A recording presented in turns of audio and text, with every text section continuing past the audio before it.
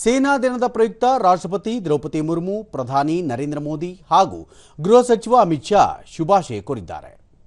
ರಾಷ್ಟ್ರಪತಿ ದ್ರೌಪದಿ ಮುರ್ಮು ರಾಷ್ಟ್ರದ ಸಾರ್ವಭೌಮತ್ವವನ್ನು ಕಾಪಾಡಲು ಮತ್ತು ರಾಷ್ಟ್ರೀಯ ಭದ್ರತೆಯನ್ನು ಖಚಿತಪಡಿಸಿಕೊಳ್ಳಲು ಸೇನೆಯ ಅಚಲ ಬದ್ಧತೆ ಇಡೀ ದೇಶಕ್ಕೆ ಸ್ಫೂರ್ತಿಯಾಗಿದೆ.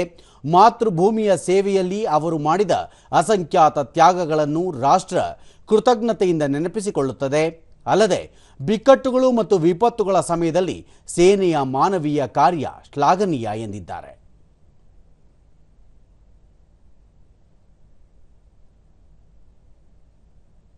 ಪ್ರಧಾನಿ ನರೇಂದ್ರ ಮೋದಿ ಸರ್ಕಾರ ವಿವಿಧ ಸುಧಾರಣೆಗಳು ಮತ್ತು ಆಧುನೀಕರಣದ ಮೇಲೆ ಕೇಂದ್ರೀಕರಿಸುವ ಮೂಲಕ ಸಶಸ್ತ್ರ ಪಡೆಗಳು ಮತ್ತು ಅವರ ಕುಟುಂಬಗಳ ಕಲ್ಯಾಣಕ್ಕೆ ಬದ್ಧವಾಗಿದೆ ಎಂದು ಹೇಳಿದ್ದಾರೆ. ಸೇನೆ ರಾಷ್ಟ್ರದ ಭದ್ರತೆಯ ಕಾವಲುಗಾರನಂತೆ ನಿಂತಿದೆ.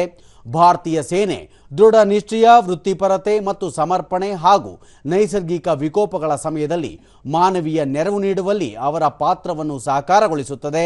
ಪ್ರತಿದಿನ ಕೋಟ್ಯಂತರ ಭಾರತೀಯರ ಸುರಕ್ಷತೆಯನ್ನು ಖಾತ್ರಿಪಡಿಸುವ ಧೈರ್ಯಶಾಲಿಗಳು ಮಾಡಿದ ತ್ಯಾಗಗಳನ್ನು ದೇಶದ ನಾಗರಿಕರು ಸ್ಮರಿಸುತ್ತಾರೆ ಎಂದಿದ್ದಾರೆ.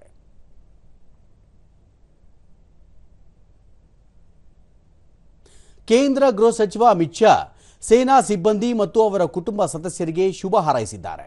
ಸಾಮಾಜಿಕ ಜಾಲತಾಣ ಎಕ್ಸ್ನಲ್ಲಿ ಅವರು ಅದಮ್ಯ ಶೌರ್ಯ ಮತ್ತು ಧೈರ್ಯದಿಂದಾಗಿ ಭಾರತೀಯ ಸೇನೆ ವಿಶ್ವದ ಅತ್ಯುತ್ತಮ ಸೈನ್ಯಗಳ ಸಾಲಿನಲ್ಲಿ ಸ್ಥಾನ ಗಳಿಸಿದೆ ಎಂದಿದ್ದಾರೆ.